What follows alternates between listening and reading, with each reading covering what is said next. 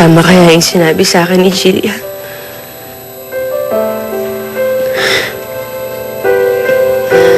Na nagkamali ako. Na dapat hindi na lang kita hinarap. Na dapat hindi na lang kita pinalaya sa bahay mo.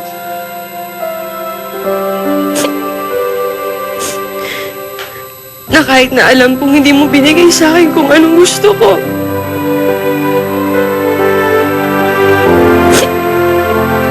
Na kahit na may kasalanan ka sa akin, hindi ko na alam kung anong tama sa mali.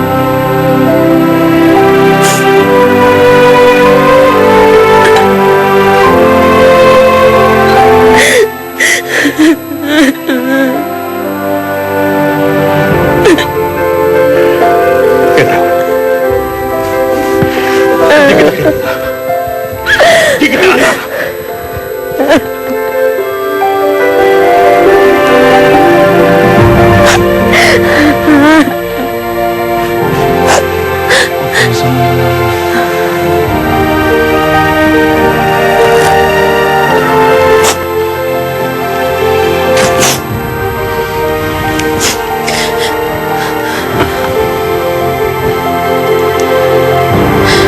Salamat ah. Alam mo ba, minsan, hindi ko naramdaman na mahal niya ako. Huwag mo na lang isipin yun. Lalo mo lang dinadagdagan ng inakit mo. Alam mo ba nung namatay si inay? Hindi niya man lang ako niyakap.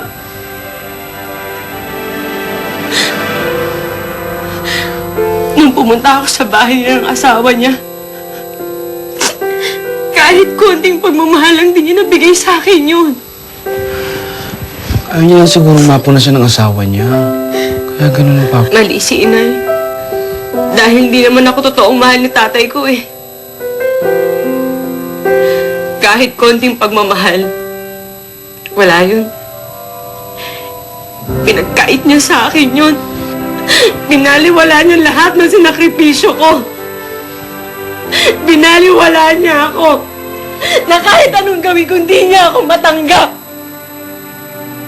Na kahit anong gawin ko, hindi niya ako kaya mahalin.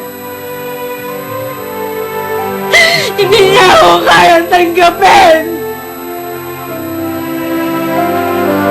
Hindi niya ako mahal. Hindi niya ako mahal. Sister.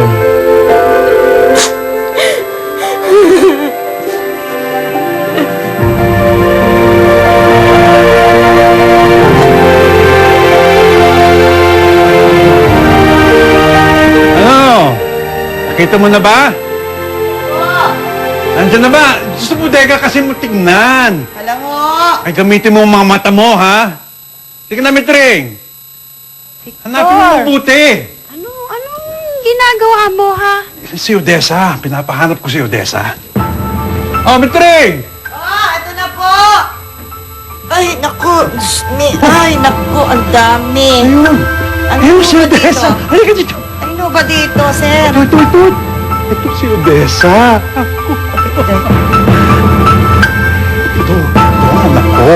Hindi yung papay, masungit na nagpapalaya sa atin.